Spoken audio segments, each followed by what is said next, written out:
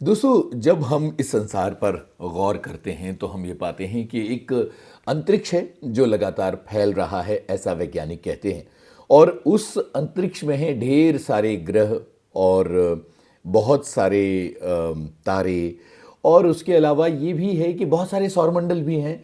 और इतने विराट अंतरिक्ष में एक छोटी सी पृथ्वी है, और उस छोटी सी पृथ्वी के अंदर यानी उस पृथ्वी पर हम सब रहते हैं।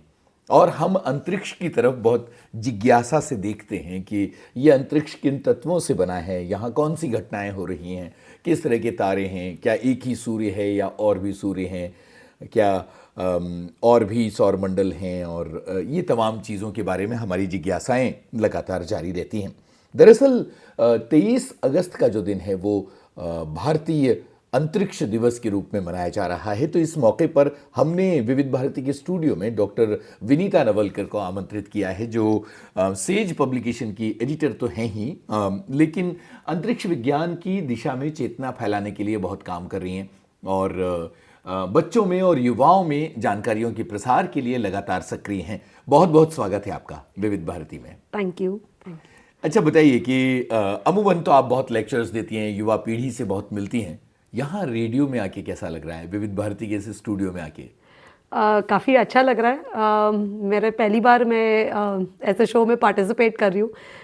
हर बार तो हमेशा मेरे सामने 50-100 लोग बैठे रहते हैं और मैं बोलती रहती हूँ। यहाँ पे आपके साथ बातचीत करते हुए काफ़ी अच्छा लग रहा है जी। तो यहाँ मैं उन हजारों लाखों लोगों को रिप्रेजेंट कर रहा हूँ जो रेडियो के उस पार आपको दुनिया के कोने कोने में सुन रहे हैं और जिनकी विज्ञान को लेकर ढेर सारी जिज्ञासाएं हैं। तो जाहिर है कि ये जो बातचीत है ये न जाने कितने लोग सुन रहे हैं। तो सबसे पहले मुझे लगता है कि ये जो अंतरिक्ष दिवस मनाया जा रहा है, इसके बारे में बताइए कि ये कितना मायने रखता है और इसे क्यों मनाया जाना चाहिए?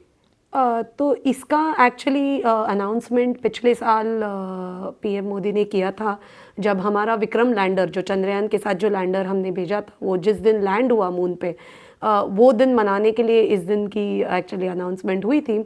तो ये काफ़ी मायने रखता है। मतलब एक तो वो हमारा मिशन था, तो ऑब्वियसली देश में उसके लिए अवेयरनेस क्रिएट करने के लिए या फिर उसका सेलिब्रेट करने के लिए हमें कुछ ना कुछ तो डेफिनेटली मनाने की ज़रूरत तो है ही।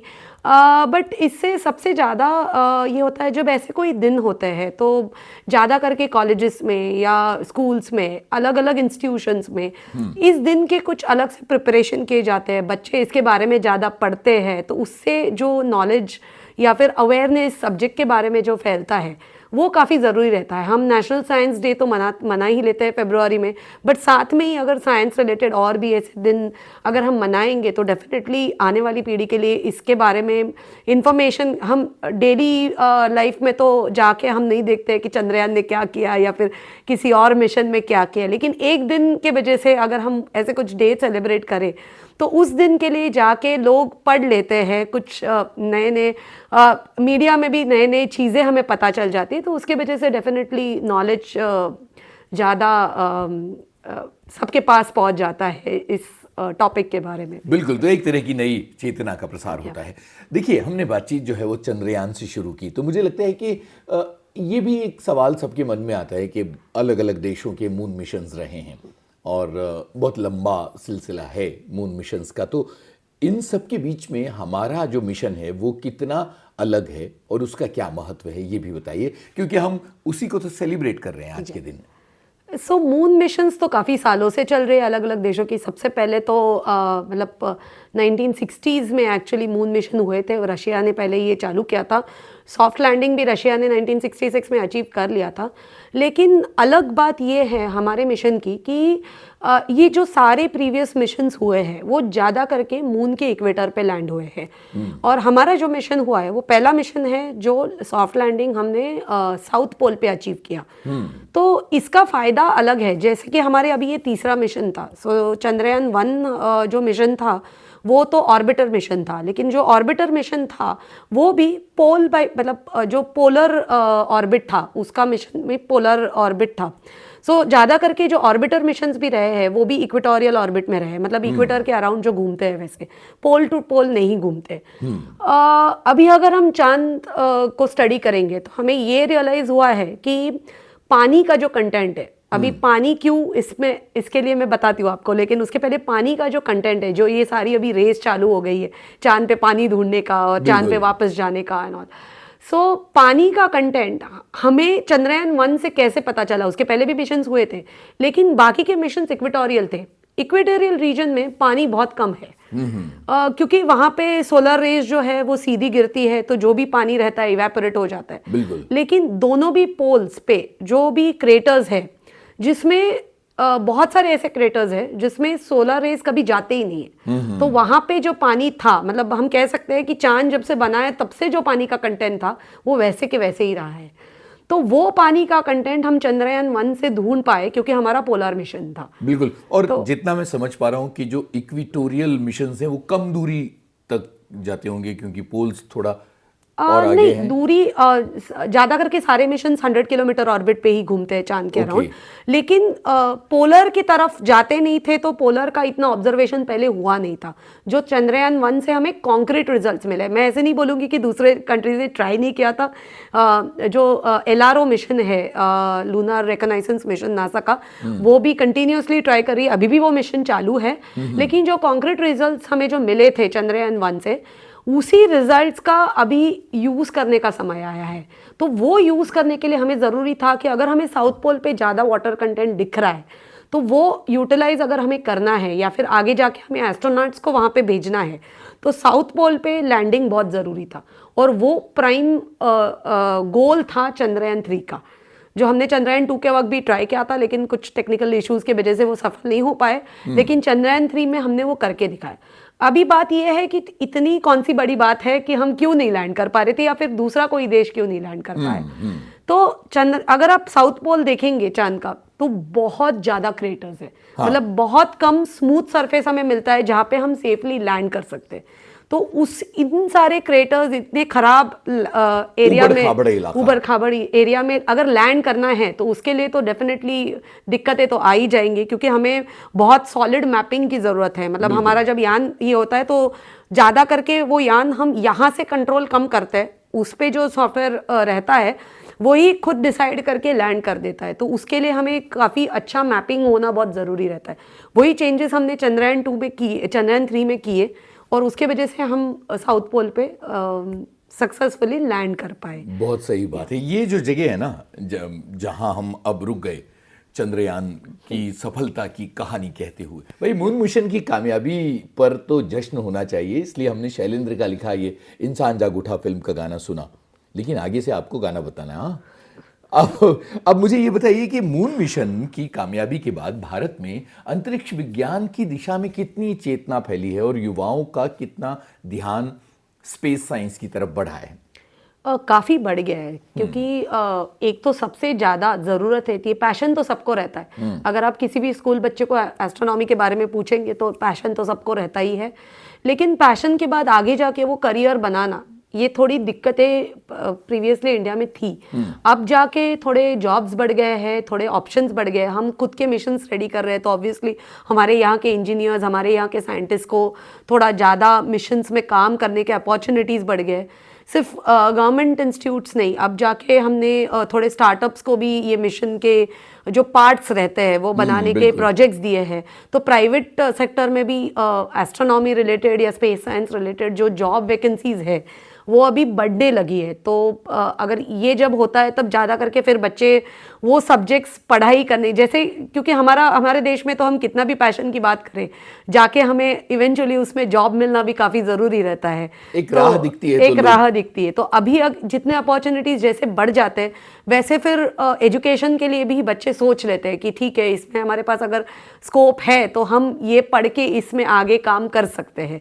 तो डेफिनेटली जितने मिशंस इंडिया ज़्यादा करेगी, इसरो ज़्यादा मिशंस करती जाएगी, उतने ही जॉब अपॉर्चुनिटीज़ बढ़ती जाएंगी। और ये मिशंस हमेशा एक मिशन कम से कम 5 या 6 साल का तो रहता ही है, तो उतने टाइम के लिए इतने डिफरेंट फील्ड के लोगों की हमें ज़रूरत होती है। साइंटिस्ट तो एक बात है, वो तो लगते ही है, बट इंजीनियर्स भी लगते हैं, कितने टेक्नीशियंस लगते हैं, बहुत सारे लगते हैं और अलग अलग फील्ड के लगते हैं। ऐसे नहीं कि सिर्फ एस्ट्रोनॉमी पढ़ के कुछ बना पाएंगे, हमें मैकेनिकल इंजीनियर्स लगते हैं, इलेक्ट्रिकल इंजीनियर्स लगते हैं, कंप्यूटर एक्सपर्ट्स लगते हैं, सब डेटा संभालने वाले लगते हैं। तो हर फील्ड के लिए ये मिशंस काफ़ी इसके बारे में, मतलब अपॉर्चुनिटीज के हिसाब से काफी इंपॉर्टेंट है। तो इसका मतलब यह है कि अंतरिक्ष विज्ञान में अपना करियर बनाने के रास्ते भी खुल रहे हैं, ये एक चीज साफ हो गई। लेकिन एक बात, जो एक ख्वाब जो धरती वाले लोग सारे हमेशा देखते रहे, मून मिशंस जब पहुंचते हैं, कामयाब होते हैं, तो लोगों को लगता है कि बस एक प्लॉट तो हमारा भी वहां हो ही जाएगा और हम तो मून पर बस्ती बस बनना बहुत दूर नहीं है। ये बात कितनी सच्ची कितनी झूठी है? इंडिविजुअल लोगों को प्लॉट खरीदना तो ये तो संभव है ही नहीं क्योंकि हाँ, बट मून पे बस्ती बसाने की बातें तो चल रही है, सारे कंट्रीज में चल रही है, मैं ये कहूँगी। फिलहाल अगर आप देखेंगे तो सबसे आगे चाइना का जो लैब सेटअप का जो प्रोग्राम चल रहा है, चैंगे मिशन, तो वो तो फिलहाल सबसे आगे है। उनका एस्टिमेशन है कि 2027 तक वहाँ पे एक लैब सेटअप करने की। तो अगर हम वो कर सके तो ज़्यादा करके, अभी हम जब बात करते हैं कि अलग अलग ड्रेस ट्राई करते हैं, वो तो ठीक है, बट साइंस यूनिवर्सल रहता है। तो जैसे कि अभी आप देख सकते हैं कि ISS इंटरनेशनल स्पेस स्टेशन है, वो अलग अलग देशों ने अलग अलग मॉड्यूल्स तो बिठा दिए, लेकिन जो रिसर्च होता है वो तो पूरे दुनिया को ही ग्लोबली मिल जाता है, तो वो तो दिक्कत होती नहीं है। तो अभी जाकर चाइना ने एस्टैब्लिश किया या भारत ने एस्टैब्लिश किया या फिर जाके नासा ने एस्टैब्लिश किया, जो भी पहले एस्टैब्लिश करेगा उसका यूज़ तो डेफिनेटली सारे स्पेस एजेंसीज करेंगे उसके आगे जाके। तो अभी तो ट्रायल यही चल रहा है कि जैसे ISS है जो अभी 2030 के बाद उसका फंडिंग बंद हो जाएगा, वो काम नहीं करेगा। तो अगर चांद पे हम ऐसे स्पेस लैब अगर हम क्रिएट कर पाए तो वो एक ऐसे स्टेपिंग स्टोन बन जाएगा आगे के मिशंस के लिए, कि हम चांद पे जाके कुछ एक्सपेरिमेंट्स तो कर ही सकते हैं, बट साथ में एक हॉल्ट हो सकता है मे बी मंगल के मिशंस के लिए, या फिर आगे कहीं और जुपिटर या कहीं भी जाना हो, तो उस मिशंस के लिए, ह्यूमन मिशंस के लिए तो ये काफी स्टॉप बन सकता है। एंड 2 जो मुझे समझ में आया कि ये खाम ख्याली है, बेकार का ख्याल है कि चांद पर बस्ती बनाई जा सकती है या छुट्टियां बिताने जाया जा सकता है। अभी तो फिलहाल तो इस पे कुछ डेफिनेटली नहीं, अभी तो पूरा रिसर्च ओरिएंटेड प्रोग्राम्स ही चालू है। बट जैसे कि अभी स्पेस टूरिज्म चालू हो गया है, आप देख सकते हैं कि बहुत सारे प्राइवेट स्पेस टूरिज्म के कंपनीज आ रहे हैं, तो पता नहीं आगे जाके 10 साल में हो भी सकता है, बट फिलहाल के लिए नहीं, फिलहाल के लिए पूरा रिसर्च ओरिएंटेड काम ही चालू है। अच्छा, तो ये बताइए कि इसके अलावा हमारा जो है मार्स मिशन भी चल रहा है, मंगलयान वाली बात जो है, तो क्या मंगल पर जीवन संभव है? अभी तक तो हमें कॉन्क्रीटली कोई रिजल्ट मिला नहीं है, लेकिन अगर सोलर सिस्टम में सारे ग्रह अगर हम देखेंगे तो चांसेस मंगल पे सबसे ज़्यादा है। तो बस दिक्कत ये है कि हमें ये कॉन्क्रीटली पता है कि मंगल पे पहले पानी था, अभी सरफेस पे कोई पानी नहीं है, पूरा सूख चुका है। लेकिन कुछ रिपोर्ट्स हमें ऐसे भी मिले हैं कि सब सरफेस, मतलब सरफेस के अंदर लिक्विड वाटर होने के चांसेस है। तो अगर सब सरफेस पानी है तो शायद कुछ प्रकार के जीव वहाँ पे होने की संभावना है, बट हमें अभी भी कोई भी किसी भी मिशन से, काफ़ी मिशन हमने लिए हैं, किसी भी मिशन से कोई कॉन्क्रीट रिजल्ट नहीं मिला है। तो लेकिन सारे देश यही प्रयास करते रहेंगे कि कोई अगर अपने सोलर सिस्टम में कुछ अगर लाइफ मिला तो मंगल पे मिलने के चांसेस सबसे ज़्यादा है। क्या बात है। तो देखिए, आपने तो बहुत सारे लोगों के दिल तोड़ दिए कि ना चांद पे जा सकते हैं ना मंगल पे बस सकते हैं, लेकिन फिल्मी गाने तो ऐसी असंभव चीज़ें सोचते ही रहते हैं, है ना भाई। ये चीज़ें तो हमने डिस्कस कर ली कि जो अंतरिक्ष विज्ञान दिवस मनाया जा रहा है इसका क्या महत्व है, और चंद्रयान और मून मिशंस या मार्स मिशंस को लेकर जिस तरह की जिज्ञासाएं हैं लोगों की, उसके बारे में तो आपने बहुत विस्तार से हमें बताया है। लेकिन एक चीज़ जो देखी जाती है और अक्सर शायद मीडिया का प्रभाव है कि कहीं से कोई क्षुद्र ग्रह ड्वार्फ प्लैनेट कहीं से आता है और हमारे अखबारों में आता है कि इस तारीख को वो धरती से टकराएगा और नष्ट हो जाएगी, या धरती के ऊपर महामुसीबत आने वाली है।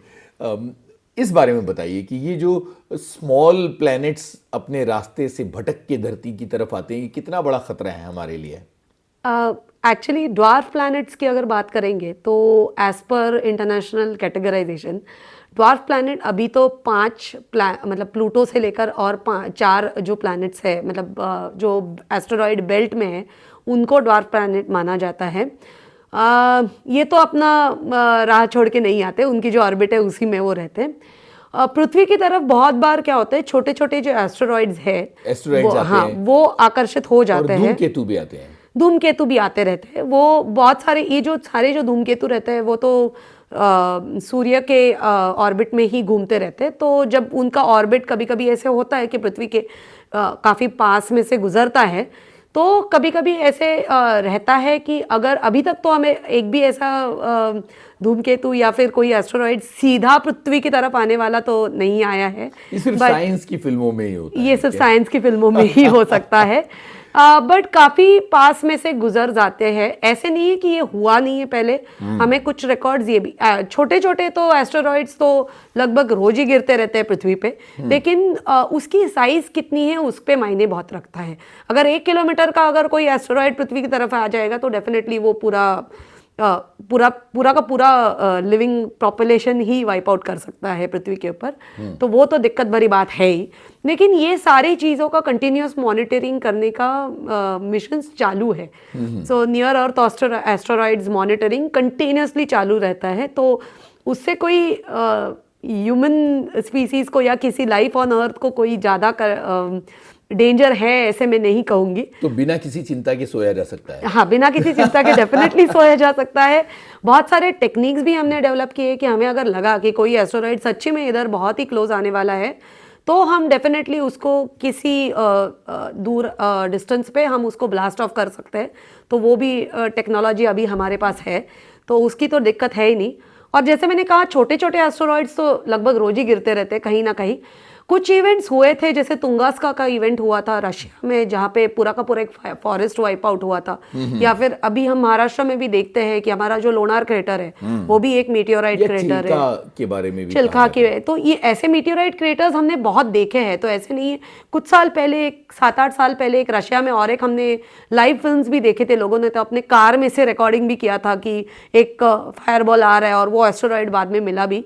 तो ऐसे तो इवेंट्स होते ही रहते हैं, बट वो ज़्यादा कुछ नुकसान नहीं करते हैं। तो किस साइज का एस्टेरॉइड आ जाता है उसके ऊपर, मीटियोराइट उसके ऊपर बहुत डिपेंडेंट होता है। छोटा रहता है तो हमारे वातावरण में वो जल जाता है, तो उससे कुछ दिक्कत होता नहीं है। बट अगर बड़े साइज का मीटियोराइट आ गया तो हमें कुछ उसका फिर, अगर वो तो मॉनिटरिंग हो रहा है तो मुझे नहीं लगता है कि उससे इतनी कोई मतलब डरने की जरूरत है अभी। ये आपने बहुत सही बात बताई। अब जरा ये बताइए कि अंतरिक्ष की तरफ झांकने का शौक बहुत सारे लोगों को होता है, और वो सोचते हैं कि बाजार में कोई दूरबीन खरीद लें और उसके ज़रिए हम चंद्रमा की सतह देख सकते हैं,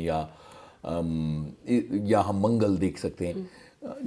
प्रैक्टिकली ये पॉसिबल नहीं होता है। तो आसमान का, अंतरिक्ष का अध्ययन करने के लिए एक एमेच्योर व्यक्ति क्या करे, किस तरह के गैजेट्स ज़रूरी होते हैं, वो कितने महंगे होते हैं, और क्या हम शहरों से, क्योंकि लाइट्स बहुत होती है, ये सब देख सकते हैं, या इसके लिए कहीं जंगल वंगल में जाना पड़ता है? कुछ चीज़ें तो डेफिनेटली, अगर चांद को देखना है तो शहरों से भी, अपने घर से भी देख सकते हैं। और थोड़ा दूर जाएंगे किसी भी शहरों से तो डेफिनेटली हमें काफ़ी अच्छा दिखाई देता है, तो वो तो है। बट अभी मुंबई से ही अगर आप बात करेंगे तो संभव ही नहीं है, इतनी संभव ही रोशनी नहीं है। हाँ, तो सारे तारे तो नहीं दिखाई देते, लेकिन थोड़ा सा अगर हम 100 किलोमीटर वगैरह भी दूर जाएंगे तो हमें काफ़ी अच्छा स्काई दिखाई देता है। और गैजेट्स की अगर बात करेंगे तो अभी मार्केट में एक्चुअली इतने सारे गैजेट्स एमेच्योर लेवल पे अवेलेबल है। और मतलब अभी की बात नहीं है, मैं तो कहूँगी कि बहुत सारे एमेच्योर एस्ट्रोनॉमर्स ने ही बहुत सारे कॉमेट्स ढूंढे हैं, बहुत सारे जो इनफैक्ट अभी भी चालू ही रहता है। अगर हम एमेचर्स एस्ट्रोनॉमर्स की बात करें जो रेगुलरली स्काई ऑब्जर्वेशन करते रहते हैं, तो बहुत सारी नई नई चीज़ें हमें एमेचर एस्ट्रोनॉमर्स से भी पता चल जाती है। जैसे कोई सुपरनोवा हो रहा है या फिर कोई कॉमेट आया है, तो बहुत बार ऐसे होता है कि एमेचर एस्ट्रोनॉमर्स ये पहले देख लेते हैं। तो काफ़ी अभी एमेचर एस्ट्रोनॉमर्स में अवेयरनेस है इस बारे में। काफ़ी सिटीजन साइंस प्रोग्राम्स भी चालू है, जिससे हमने अगर कुछ नया देखा, बहुत सारे लोग हैं अभी जो एस्टेरॉइड्स तो ऐसे ही ढूंढ लेते हैं। कितने सारे प्रोग्राम्स चालू है जो एस्टेरॉइड्स तो हम घर बैठे बैठे भी ढूंढ सकते हैं, डेटा भी लेके, या फिर खुद के टेलीस्कोप्स के ऑब्जर्वेशन करते। तो वो तो अभी काफ़ी पॉसिबल हुआ है। अगर आप कॉस्ट की बात करेंगे तो हाँ, ये इक्विपमेंट थोड़ी महंगी रहती है, लेकिन फिर भी जो पैशनेट एमेचर एस्ट्रोनॉमर्स रहते हैं वो इवेंचुअली ये सारा सेटअप करवा के खुद के ऑब्जर्वेशंस करते ही है। तो एक्सेसिबल तो है, काफ़ी अच्छे क्वालिटी के टेलीस्कोप्स एमेचर के लिए एक्सेसिबल है। इंडिया में भी काफ़ी एक्सेसिबल है और काफ़ी ग्रुप्स इस पे काम भी कर रहे हैं अभी। नॉर्मली किस तरह का टेलीस्कोप यंग पीपल के लिए अच्छा रहता है, उसके क्या स्पेसिफिकेशंस हो सकते हैं? एक छोटा मोटा स्टैंडर्ड अगर आप बताएं तो लोगों को समझ में आए कि हाँ ये तो चीज हमारे ज़्यादा काम की हो करके सकती है। न्यूटोनियन रिफ्लेक्टर जो टेलीस्कोप्स है वो ज़्यादा पॉपुलर है एमेचर एस्ट्रोनॉमर्स में, कि वो थोड़े लाइट वेट भी रहते हैं, माउंट करना आसान हो जाता है, और कैरी करना अगर कहीं जाना हो तो भी आसान हो जाता है, तो वो डेफिनेटली ज़्यादा करके यूज़ करते हैं। लेकिन अभी आगे जाके अगर थोड़ा आपने मतलब आप अच्छे तरह से सीजन्ड ऑब्जर्वर है तो आगे जाके हम थोड़ा बेटर टेलीस्कोप, जैसे मोटराइज टेलीस्कोप्स अभी आ गए हैं, को वैसे टाइप के हम मोटराइज टेलीस्कोप्स यूज़ कर सकते हैं, जिससे हमें ढूंढना, आकाश में ढूंढना, कुछ चीज़ ढूंढनी हो तो वो उस पर रिमोट बेस रहता है, उस पर डेटा ऑलरेडी फीड इन रहता है, तो हम मोटराइज्ड वो सिर्फ फीड इन करके हम आसानी से ढूंढ सकते हैं। तो वैसे टाइप के टेलीस्कोप्स भी अभी गो टू माउंट जिसको हम कहते हैं, वैसे टाइप के टेलीस्कोप्स अभी मार्केट में काफ़ी आसानी से अवेलेबल है। और ये सारे टेलीस्कोप्स एक्चुअली थोड़ा एस्ट्रोफोटोग्राफी के लिए भी काफ़ी काम आते हैं, क्योंकि एमेचर एस्ट्रोनॉमर्स, ज़्यादा करके एमेचर एस्ट्रोनॉमर्स अभी एस्ट्रोफोटोग्राफी में तो कर ही लेते हैं, क्योंकि कैमरास भी आसानी से मिलने लगे हैं, तो वो दिक्कत है नहीं, इक्विपमेंट काफ़ी आसानी से मिल जाता है। तो ऐसे ट्रैकिंग जो टेलीस्कोप्स रहते हैं, ट्रैकिंग माउंट वाले, तो ज़्यादा करके मोस्ट पॉपुलर टेलीस्कोप अगर काफ़ी अच्छी तरह से देखना है तो 8 इंच मिरर डायमीटर वाले काफ़ी पॉपुलर है ऑन एन एवरेज। ज़्यादा करके अगर वो टेलीस्कोप है तो हमें लगभग सारी जो चीज़ें बेसिकली देखनी होती है वो हम आसानी से उसमें से देख सकते हैं। वेदर कोई ग्रह को देखना है तो ग्रह दे सकते हैं, कोई डीप स्काई ऑब्जेक्ट्स रहते हैं जैसे कि कोई गैलेक्सीज है या फिर कोई अलग अलग नेब्यूले है, वो भी अगर देखते हैं तो वो हम एक 8 इंच 10 इंच टेलीस्कोप से काफ़ी आसानी से और अच्छे तरीके से देख सकते हैं, उससे फोटोग्राफ भी ले सकते हैं। क्या बात है। तो इससे हमारे सुनने वालों को ये पता चलेगा कि भाई किस तरह के टेलीस्कोप जो हैं वो बुनियादी टेलीस्कोप हो सकते हैं। अब ये बताइए कि दूसरा हिस्सा जो सवाल का था कि शहर से मुमकिन है ये या दूर कहीं जाना पड़ता है, पहाड़ पर, जंगल में? कुछ चीज़ें शहर से एकदम मुमकिन है। जैसे कि अगर आपको नेकेड आई देखना है तो बिल्कुल पॉसिबल नहीं है, नेकेड आई आधी चीज़ें दिखाई नहीं देती है। कुछ ब्राइट तारे हैं वो दिखाई देंगे, वो तो ठीक है, बट डीप स्काई भी अगर आपको कुछ फोटोग्राफ्स वगैरह लेना है तो इतना बुरा नहीं रहता है, जितना हमें आंखों से नहीं दिखाई देता है, लेकिन कैमरा बहुत बार वो सारी चीज़ें कैप्चर कर लेता है। तो एस्ट्रो फोटोग्राफी तो हम कर ही सकते हैं, कुछ हद तक हम डेफिनेटली शहर से कर सकते हैं। नॉर्मल डीएसएलआर से? नॉर्मल डीएसएलआर से मैं खुद मिल्की वे के काफ़ी फोटोज मुंबई से ले चुकी हूँ, तो वैसे फोटोज तो हम डेफिनेटली ले सकते हैं।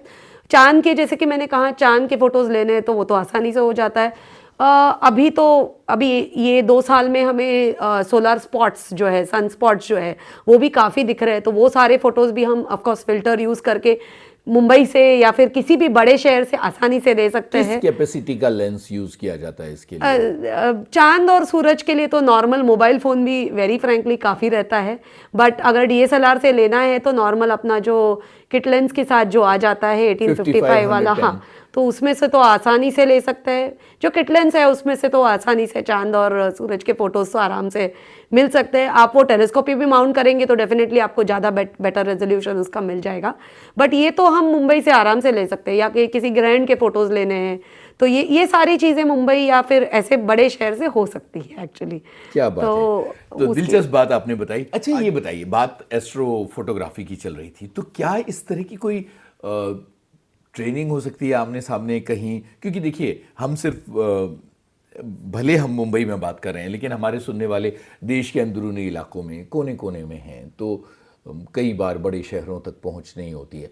तो ये सीखें कैसे? मान लीजिए हमारे पास SLR है, या मान लीजिए हमारे पास, हम कहीं से टेलीस्कोप की भी जुगाड़ कर ही लेते हैं, लेकिन फिर इस्तेमाल करना कौन सिखाएगा? तो ज़्यादा करके इस पे अगर आप मतलब ऑनलाइन देखेंगे तो काफ़ी वीडियोस अवेलेबल है। तो वो तो एक ज़रिया है कि आप डेफिनेटली वो वीडियोस देख देख के, और काफ़ी सिंपल इस तरीके से चीज़ों एक्सप्लेन की गई है, तो वो डेफिनेटली आप यूज़ कर सकते हैं। उसके अलावा अभी काफ़ी भारत में काफ़ी इसके ऊपर लेक्चर्स वगैरह होने लगे हैं, तो बहुत सारे लेक्चर्स ऑनलाइन भी रहते हैं। तो अगर कोई खुद जाके ना भी सुन पाए तो भी हम डेफिनेटली वो कोर्सेज़ के लिए रजिस्टर करके, एस्ट्रोनॉमी के अभी काफ़ी कोर्सेज़ चल रहे हैं इंडिया में, हर जगह चल रहे हैं, हर सिटी में, हर काफ़ी ऑनलाइन कोर्सेज़ चालू है, तो हम डेफिनेटली वो कोर्स के लिए भी रजिस्टर कर सकते हैं। बहुत सारे लोग अब जैसे कि अभी एस्ट्रो फोटोग्राफर्स रहते हैं, हम आधी चीज़ें तो बड़े शहरों से देख सकते हैं, लेकिन जो प्रॉपर डीप स्काई फोटोग्राफी करने के लिए जो लोग हम जाते हैं, तो वो तो हम बहुत सारे आजू बाजू के गांव में या फिर कहीं जाते हैं, तो जब ऐसे भी लोग होते हैं कि जो जब जिस गांव में जाते हैं वहाँ पे अवेयरनेस क्रिएट करने के लिए काफ़ी वर्कशॉप्स ले लेते हैं, तो वो भी अभी काफ़ी चीज़ें इंडिया में बढ़ गई है। तो कैंप्स भी होते हैं, कैंप्स भी होते हैं, अलग अलग स्टेट्स में ये सारे काम अभी चालू हो चुके हैं, थोड़े कम लेवल पे है डेफिनेटली, लेकिन चालू हो चुके हैं। तो अगर आपके पास टेलीस्कोप है, आपके पास DSLR है, तो डेफिनेटली आप एक तो ऑनलाइन सीख ही सकते हैं, या फिर आपको अगर कोई एस्ट्रो फोटोग्राफर पता है जो आपके एरिया में आके गए हैं या फिर आते रहते हैं, या फिर उनके कोई लेक्चर्स ऑनलाइन है, तो आप डेफिनेटली उनसे कांटेक्ट कर सकते हैं। आई थिंक सारे एस्ट्रो फोटोग्राफर्स खुशी खुशी ये इन्फॉर्मेशन दे ही देंगे कि हम कैसे एस्ट्रो फोटोग्राफी करते हैं। तो जैसे आप हैं, आप करती हैं, तो किस तरह के फ़ोटोज़ लिए अपने कुछ अनूठे फ़ोटोज़ के बारे में बताइए। हम रेडियो में बैठे हैं, रेडियो के स्टूडियो में तो दिखा नहीं सकते, लेकिन अपने शब्दों से दिखा दीजिए। तो मैंने तो ज़्यादा करके मिल्की वे के फ़ोटोज़ लिए हैं, तो कितने हमारी डीपर हैं, कितने दूर तक के हैं? दूर तो मतलब अब हम तो खुद अपने मिल्की वे में रहते हैं, तो हमें जो मिल्की वे दिखता है, हम अंदर है तो हम पूरा मिल्की वे तो देख नहीं सकते, पूरी गैलेक्सी नहीं देख सकते, लेकिन हमें जो दिखता है वो एक्चुअली हमारे मिल्की वे के 2 आर्म्स दिखते हैं। तो एक तो सैजिटेरियस आर्म रहता है जो हमें ज़्यादा करके मार्च टू मई में दिख जाता है सुबह, और दूसरा आर्म है वो पर्शियस आर्म है जो हमें विंटर सीजन में शाम को दिखता है। ये शहरों से भी दिखता है? नहीं, ये दोनों भी आर्म शहरों से, पर्शियस आर्म तो बिल्कुल ही नहीं दिखेगा, वो काफ़ी फेंट है। पर्शियस आर्म देखने के लिए मैंने भी खुद ने सिर्फ 2 ही बार देखा है वो आर्म। वो ज़्यादा करके जब स्पेशली जब लोड शेडिंग गांव में जाके होता है, कुछ भी लाइट नहीं रहता है, तभी मुझे वो दिखाई दिया है, तो वो तो पर्शियस आर्म देखना थोड़ा दिक्कत ही है। कैसी कैफियत रही जब वो दिख गया अचानक? कोशिश हम काफ़ी खुश हो गए थे, हमें एक्सपेक्टेशन नहीं था, हम सडनली बैठे थे एक जगह, आजू बाजू में कुछ नहीं था, और सडनली लाइट चली गई, तब जाके ऊपर देखा तो वो आम हमें दिखने लगा। तो वो तो एक अलग ही एक्सपीरियंस था जब हमने वो देखा, तो वो दिखना तो थोड़ा दिक्कत भरी बात है। लेकिन जो दूसरा आम है, सैजिटेरियस आम है, वो काफ़ी अच्छी तरह से दिखता है। मैं ये नहीं कहूँगी कि शहरों से दिखेगा, लेकिन थोड़ा भी अगर हम शहर से दूर जाए और सुबह अगर हम ईस्ट साइड में मार्च टू मई में देखेंगे, तो हमें ऐसे क्लाउड जैसे पैटर्न दिखाई देता है। वो ज़्यादा करके अगर हमें पता नहीं तो हमें लगता है कि क्लाउड्स ही आ गए, लेकिन वो एक्चुअली मिल्की वे का आर्म रहता है, तो वो नेकेड आई दिख जाता है। तो ये कैप्चर करना भी काफ़ी आसान रहता है, उसके लिए हमें किसी टेलीस्कोप की ज़रूरत नहीं है, सिंपल DSLR, अभी तो कुछ मोबाइल फ़ोन्स पे भी लोग कैप्चर करने लगे हैं एक्चुअली मिल्की वे। तो वो आर्म तो सैजिटेरियस मिल्की वे आर्म तो हम आसानी से कैप्चर कर सकते हैं। लेकिन अगर बाकी कुछ हमें फ़ोटोग्राफ्स लेने हैं, जैसे कि किसी नेबुला के फ़ोटोज़ लेने हैं, या फिर किसी और कॉमेट के फ़ोटोज़ लेने हैं, या कोई डीप स्काई ऑब्जेक्ट्स के लेने हैं, तो उसके लिए हमें फिर टेलीस्कोप की ज़रूरत रहती है। तो ऐसे भी मतलब हमारी जो नेबरिंग गैलेक्सी है, एंड्रोमेडा गैलेक्सी, उसकी भी मैंने फ़ोटोज़ लिए। फिर एक बहुत अच्छा दिखने वाला जो हम नेकेड आई भी हमें मुंबई से भी दिख जाता है, वो है ओरायन कॉन्स्टेलेशन। अच्छा डेटा मिल रहा है, पिछले 8-9 साल हो गया अभी। स्पेस साइंस की दुनिया में जो डेवलप्ड कंट्रीज़ हैं वो जिस तरह का काम कर रही हैं, भारत का काम उनकी तुलना में कहाँ तक पहुँचा है? काफ़ी अच्छी तरह से हमारा प्रोग्रेस हो रहा है। लेकिन कैसे होता है ना कि हम ये जो सारी चीज़ें रहती है वो ज़्यादा करके हम कोलैबोरेशन में करेंगे तो डेफिनेटली उसका सबके लिए फ़ायदा होता है। कि जैसे कि हमने अभी एस्ट्रोसैट छोड़ा, तो एस्ट्रोसैट के जो अभी अगर मैंने जिस टेलीस्कोप पे काम किया उसके अगर बारे में बात बताऊं तो हमने जो मिरर्स उसके थे, वो एक्सरे टेलीस्कोप है, तो मिरर्स थे वो के सारे हमने यहाँ पे बनाए, भारत में बने गए। लेकिन उसका जो डिटेक्टर है वो हमने यूके से ऑर्डर किया। तो इससे होता क्या है कि उनकी स्पेशलिटी उसमें है, हमें अच्छा डिटेक्टर मिल गया। मिरर बनाने की स्पेशलिटी हमारी थी, जो हमने मिरर्स बनाए।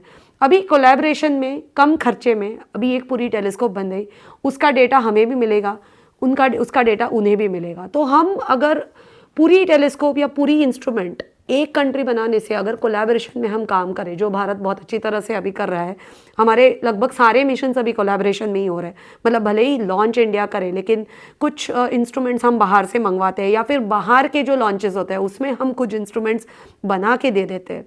तो उससे होता है कि हमें डेटा मिल जाता है, क्योंकि डेटा बहुत कॉस्टली होता है। सो हमें जब डेटा मिल जाता है तो हमारे यहाँ के साइंटिस्ट, यहाँ के स्टूडेंट्स उसको एक्सेस कर सकते हैं। बिल्कुल। जैसे कि हमारा एस्ट्रोसैट का डेटा अभी सारे इंडियन स्टूडेंट्स को, इंडियन फैकल्टी को फ्रीली अवेलेबल है। वही डेटा अगर हमें बाहर से मंगवाना होता तो उसके लिए कॉस्ट पड़ता है, और कुछ बड़े इंस्टीट्यूट्स ही फिर वो एक्सेस कर सकते हैं। लेकिन जैसे एस्ट्रोसैट का डेटा है कि each and every university in India can access it, तो वो जो डेटा है वो काफ़ी इंपॉर्टेंट रहता है। तो हम जितना पार्टिसिपेट करेंगे, तो हम एग्जैक्टली कंपेयर तो नहीं कर सकते कि हमारा स्टैंडर्ड कितना है कि दूसरे कंट्रीज़ का स्टैंडर्ड कितना है। अभी तो ज़्यादा करके सारे मिशंस कोलैबोरेशन में ही हो रहे हैं कि कुछ इंस्ट्रूमेंट्स आपके हम यूज़ करेंगे, कुछ इंस्ट्रूमेंट्स हमारे यूज़ करेंगे। लॉन्च तो हम करेंगे या फिर लॉन्च आप करो, लेकिन सारे इंस्ट्रूमेंट्स जो है वो कोलैबोरेशन में होते हैं। तो कोलैबोरेशन में दोनों पक्षों का दोनों पक्ष का क्रेडिट मिल जाता है। और तो अभी बहुत सारे हैं, जैसे अभी स्क्वायर किलोमीटर एरे की जो आ रहे हैं रेडियो टेलीस्कोप, उसमें भी भारत का भी 15% शेयर कंफर्म हो चुका है।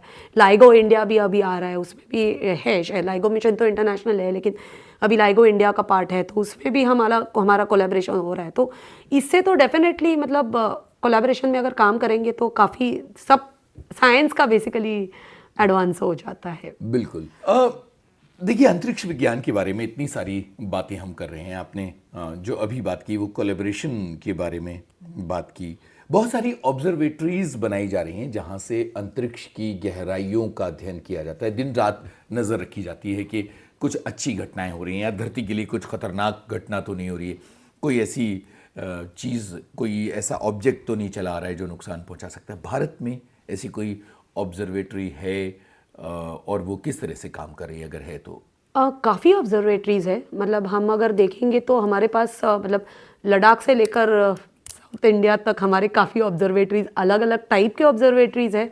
लद्दाख में तो अभी आप देख सकते हैं, मतलब काफ़ी अभी मतलब ऑप्टिकल तो है ही, अभी काफ़ी अलग अलग मतलब ज़्यादा करके अभी ऑब्जर्वेटरीज हैंडले की तरफ बढ़ने लगे, क्योंकि वहाँ पे ऑब्जर्वेशन के लिए काफ़ी अच्छा रीजन भी अवेलेबल है। तो डेफिनेटली वहाँ पे अभी ऑब्जर्वेशन का पूरा सेंटर हो चुका है। उसके अलावा भी काफ़ी ऑब्जर्वेटरीज है, जैसे कि उदयपुर में हमारे पास सोलर ऑब्जर्वेटरी है, काफ़ी है। मतलब नैनीताल में भी हमारी ऑब्जर्वेटरी है। तो पूरे देश में हमारे ऑब्जर्वेटरीज फैले हुए हैं अलग अलग टाइप के। साउथ में आप जाएंगे तो कावलूर में हमारी 93 इंच ऑप्टिकल टेलीस्कोप है, सबसे बड़ी टेलीस्कोप है। तो डेफिनेटली फिर अपने नारायण गांव में यहाँ पे हमारी GMRT है, जहाँ पे रेडियो ऑब्जर्वेशन होता है। ऊटी में भी रेडियो ऑब्जर्वेशन होता है। तो अलग अलग टाइप के ऑब्जर्वेटरीज हमारे पास डेफिनेटली है। तो काफ़ी है, और ये काफ़ी अभी सालों से मैं कह सकती हूँ कि अभी काफ़ी सालों से ही ऑब्जर्वेटरीज काम कर रहे हैं, और डेफिनेटली अच्छा रिजल्ट भी हमें इन सारे ऑब्जर्वेटरीज से मिल रहा है। तो स्टूडेंट्स के लिए या आम पब्लिक के लिए इसका एक्सेस कितना होता है, या ये केवल साइंस कम्युनिटी के लोगों के लिए ही है? स्टूडेंट्स के लिए तो मतलब जो इस फील्ड में काम करते हैं उनके लिए तो डेफिनेटली एक्सेसिबल होता है। आप अगर उसी टॉपिक पे काम कर रहे हैं तो डेफिनेटली आप सारे ऑब्जर्वेटरीज का ऑब्जर्वेशन टाइम मांग सकते हैं। वैलिड अगर आपका रिसर्च अगर वैलिड हो तो डेफिनेटली आपको ऑब्जर्वेशन टाइम मिल सकता है। पब्लिक के लिए बहुत सारे ऑब्जर्वेटरीज जनरली उनका एक दिन फिक्स रहता है जहां आप जाके देख सकते हैं, क्योंकि डेफिनेटली अगर रोज का उनका काम रहता है तो वो नहीं चाहेंगे कि रोज कोई मतलब पब्लिक के इंटरप्ट हो, तो वो तो पॉसिबल नहीं होता है। लेकिन डेफिनेटली आउटरीच के लिए बहुत सारे ऑब्जर्वेटरीज के अभी एक टाइम स्लॉट्स रहते हैं, तो आपको अगर देखना है तो अलग अलग ऑब्जर्वेटरीज़ का जिस दिन उनका आउटरीच के सेशंस रहते हैं, आप डेफिनेटली उनको लिख के परमिशन लेके जाके ये सब देख सकते हैं। तो ये लगभग सारे ऑब्जर्वेटरीज़ में देखना मुमकिन है। तो इसका मतलब ये है कि हमारे श्रोता ये पता करें कि उनके आसपास कहाँ ऑब्जर्वेटरी है और उस ऑब्जर्वेटरी में वो कौन सा दिन है जहाँ वो जगह पब्लिक के लिए एक्सेसिबल हो जाती है, वो कौन सा समय है जब आप जाकर अंतरिक्ष की गहराइयों को देख सकते हैं। ज़्यादा करके अपने जो नेशनल साइंस डे रहता है 27 फरवरी का, उस दिन ज़्यादा करके सारे ऑब्जर्वेटरीज़ को कुछ ना कुछ तो एक्सेस रहता ही है, उनके प्रोग्राम्स भी रहते हैं साइंस ओरिएंटेड, तो या फिर ऐसे कुछ दिन उनके भी रहेंगे। तो बट मिल तो जाता है। आप अगर आपको देखना है तो डेफिनेटली आपको क्या देखना है और क्या वो आप उन इंडिविजुअल ऑब्जर्वेटरीज़ को लिख के पता कर सकते हैं। क्या आप लद्दाख जैसी ऑब्जर्वेटरी में जा चुकी हैं और वहाँ कुछ देख पाई हैं? नहीं, मैं लद्दाख जा चुकी हूँ लेकिन वहाँ की ऑब्जर्वेटरी नहीं देखी हूँ। बट जो साउथ की वेणुबापू ऑब्जर्वेटरी है कावलूर की, वो देख चुकी हूँ। 93 इंच टेलीस्कोप। किस तरह का अनुभव था? काफ़ी अच्छा अनुभव था। मैं जब गई थी एज अ स्टूडेंट गई थी वहाँ पे, तो हमें लगभग एक पूरा हफ्ते के लिए वहाँ पे काम करने के लिए भी मिला, तो काफ़ी अच्छा अनुभव था। मतलब इतनी बड़ी टेलीस्कोप, एक्चुअल मेरा फर्स्ट रिसर्च प्रोजेक्ट था वो, तो डेफिनेटली काफ़ी अच्छा एक्सपीरियंस था एज अ स्टूडेंट वहाँ पे काम करने के लिए। और वो अलग ही दुनिया रहती है जब हम ऑब्जर्वेशन करते हैं, तो वो अलग ही दुनिया में हम रहते हैं। तो वो मतलब रात भर बैठना, ऑब्जर्वेशन करना, फिर जो डेटा आएगा वो एनालाइज करना, वो तो काफ़ी इंटरेस्टिंग रहता है हमारे लिए। क्या बात है। अच्छा, मुझे ये बताइए कि कितना खूबसूरत है ये अंतरिक्ष। जब हम ऐसी ऑब्जर्वेटरी से देखते हैं तो क्या नज़र आता है और वो देखकर क्या ख्याल मन में आते हैं? तो अगर आपको मैं बताऊं कि ये जो बड़े बड़े ऑब्जर्वेटरीज रहते हैं, उससे तो हम डायरेक्टली आंख लगा के तो उन टेलीस्कोप से देख नहीं सकते। ऑब्वियसली आपको जो भी डेटा मिलता है उसके वो बेसिस तो पर। कंप्यूटर पे ही आ जाता है। और अगर आपको वो एंजॉय करना है तो मैं कहूँगी कि वो डेटा आप देख के आपको बिल्कुल अच्छा नहीं लगेगा क्योंकि वो ब्लैक एंड वाइट डेटा रहता है। तो हम जो ज़्यादा करके जनरल पब्लिक में ये आइडिया रहती है कि क्योंकि हम हबल की इमेजेस देख लेते हैं या फिर ऑनलाइन इमेजेस देख लेते हैं, तो हमें बहुत सारे कलरफुल इमेजेस दिखाई देते हैं। तो हमें जब हम एक्चुअल टेलीस्कोप से देखने जाते हैं तो हमें सब कुछ ब्लैक एंड वाइट दिखता है, तो वो थोड़ा सा हमें डिसअपॉइंटिंग जनरल पब्लिक को लग सकता है। लेकिन अगर आप किसी स्टूडेंट की या फिर किसी इस फील्ड में काम करने वाले लोगों से अगर पूछेंगे तो वो डेटा सब कुछ होता है हमारे लिए। तो बिल्कुल। ब्लैक एंड वाइट हो तो उस ब्लैक एंड वाइट इमेज से हम जो कुछ भी निकालते हैं उससे तो हमें अंतरिक्ष का जन्म कैसे हुआ वो भी पता चल जाता है। तो वो काफ़ी इम्पोर्टेंट रहता है, उसमें से काफ़ी डेटा हमें मिल जाता है। तो ये उम्मीद करके नहीं जाएं कि बहुत खूबसूरत, सुंदर, रंगीन तस्वीरें नजर आएंगी और आप बस देखते रह जाएंगे। ये अलग तरह की साइंटिफिक तस्वीरें हैं और उनका अध्ययन करना होता है। मुझे ये बताइए कि आप पूरे अलग अलग इलाकों में जाती हैं, अलग अलग उम्र के लोगों को लेक्चर देती हैं, अंतरिक्ष विज्ञान के संबंध में उनकी जो जिज्ञासाएं हैं, उलझने हैं, सवाल हैं, उन सब का जवाब देने की कोशिश करती हैं। तो आपको क्या लगता है कि हमारे देश का साइंटिफिक टेम्परामेंट अब किस तरह से डेवलप हो रहा है और हम इस नई पीढ़ी से कितनी उम्मीद जगा सकते हैं? काफ़ी डेवलप हो रहा है, लेकिन मैं कहूँगी और डेवलप होने की बहुत ज़्यादा ज़रूरत है। ज़रूरत भी है, गुंजाइश भी है, क्योंकि बहुत बार ऐसे होता है कि मतलब ये अलग अलग गांव में भी मैंने जाके लेक्चर्स लिए हैं, शहरों में भी लेक्चर्स लिए हैं, और सवाल जो आते हैं उसमें से हमें काफ़ी पता चल जाता है। तो अभी भी अवेयरनेस की काफ़ी ज़रूरत है। कुछ है ऐसे पॉकेट्स में मैं कहूँगी जहाँ पे काफ़ी अवेयरनेस हो चुका है, लोग आते भी हैं, ज़्यादा जानने की कोशिश भी करते हैं, लेकिन कुछ लोग ऐसे भी रहते हैं जो अभी भी डरते हैं। तो हमें ये भी एक्सपीरियंस हुआ है कि हम जब चांद भी अगर टेलीस्कोप से दिखाने की कोशिश करते हैं तो लोग डर जाते हैं कि चांद के लाइट की वजह से हमारी आंखें ख़राब हो जाएंगी। तो ऐसे टाइप का भी हमें एक्सपीरियंस आया है। तो इसलिए मैं ये कहूँगी कि अवेयरनेस हो गया है, हुआ नहीं ऐसे नहीं कहूँगी, काफ़ी लोग इसमें इंटरेस्टेड है, इन्वॉल्व भी है जनरल पब्लिक, लेकिन और होने की भी ज़रूरत है। तो डेफिनेटली काम तो हम सब करते ही रहेंगे कि ताकि ये एक्सपीरियंस, ये अवेयरनेस क्रिएट होता रहे और देश के हर कोने में एक्सपीरियंस क्रिएट हो। बहुत सारे माँ बाप ये बातें सुन रहे हैं और वो चाहते हैं कि उनके बच्चे नई नई फील्ड्स में जाएं और इस तरह का काम करें। उनके लिए आप क्या कहना चाहेंगी कि उन्हें किस तरह से अपने बच्चों को प्रोत्साहित करना चाहिए? सबसे इम्पॉर्टेंट बात है कि किसी भी फील्ड के लिए, सिर्फ एस्ट्रोनॉमी की बात नहीं करूँगी मैं, कि पैशन होना ज़रूरी है। अगर पैशन है तो आप वो ज़्यादा अच्छी तरह से पढ़ सकते हैं। तो अगर पैशन है तो अभी तो बहुत सारे प्रोग्राम्स इंडिया में भी है, इंडिया के बाहर भी है पढ़ाई के लिए, तो काफ़ी प्रोग्राम्स अवेलेबल है अभी। तो ज़्यादा करके तो लोग फिज़िक्स या मैथ्स लेके या फिर इंजीनियरिंग करके इसमें आ जाते हैं। तो इस तीनों भी फील्ड्स से लेकर हम आगे एस्ट्रोनॉमी में काम कर सकते हैं। जैसे कि मैंने शुरुआत में बोला कि ये एक फील्ड ऐसे है कि हमें सारे सब्जेक्ट के लोगों की ज़रूरत होती है। बिल्कुल। तो जैसे हमें डेटा आता है तो डेटा एनालाइज करने के लिए जितने साइंस, प्योर साइंस की ज़रूरत है, उतने ही कंप्यूटर इंजीनियर्स की भी ज़रूरत होती है। अगर टेलीस्कोप बनानी है तो मैकेनिकल इंजीनियर्स से लेकर इलेक्ट्रिकल इंजीनियर्स की सबकी ज़रूरत होती है। तो हमें बहुत सारे फील्ड, तो ऐसे मैं नहीं कहूँगी कि एक ही फील्ड, अगर फिज़िक्स लिया है तो फिज़िक्स से ही जा सकते हैं। हाँ, लेकिन इन जनरल फिज़िक्स की जानकारी रखना बहुत ज़रूरी है अगर हम एस्ट्रोनॉमी पढ़ना चाहते हैं तो अपॉर्चुनिटीज़ तो बहुत सारे हैं। एक अपॉर्चुनिटी तो डेफिनेटली हम नॉर्मली जैसे बहुत साइंटिस्ट करते हैं कि हम बीएससी करके, बैचलर ऑफ साइंस और मास्टर ऑफ साइंस करके फिर पीएचडी करके इसमें प्रॉपर फैकल्टी पोजीशन लेके इसमें काम करें, लैब में काम करें या फिर थ्योरेटिकल इसमें काम करें। दूसरा वे तो डेफिनेटली इंजीनियरिंग साइड जाके भी आप कर सकते हैं। जैसे कि अभी मतलब इंजीनियरिंग के लिए, इंजीनियरिंग के बाद भी आप इसमें पीएचडी करके भी इस पे काम कर सकते हैं। सो फील्ड्स बहुत है, मतलब वैकेंसीज, अपॉर्चुनिटीज़ बहुत है इसमें। अभी तो ज़्यादा करके इंटीग्रेटेड प्रोग्राम्स भी, जैसे कि आईसर्स है, वो इंटीग्रेटेड प्रोग्राम्स भी ऑफ़र करते हैं। तो आप 5 साल का सीधा पोस्ट ग्रेजुएशन का कोर्स, साथ में ग्रेजुएशन पोस्ट ग्रेजुएशन का कोर्स भी कर सकते हैं।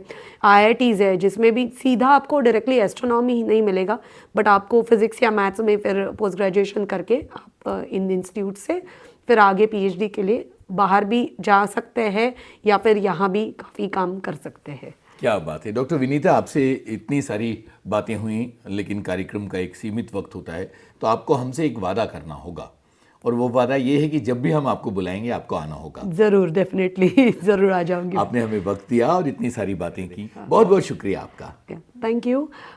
मुझे भी काफ़ी अच्छा लगा आपसे बात करते हुए, और मैं चाहूँगी कि आई होप कि अभी जो भी हमारे श्रोते हैं उसमें से श्रोता है उसमें से कुछ लोग इसका इंस्पिरेशन लेके ज़्यादा करके इस फील्ड में काम करने के लिए, आगे की जो पीढ़ी है वो इसमें काम करने के लिए आ जाएगी। तो ओके, या सो या that's it. Thank you, thank you, thank you. Thank you.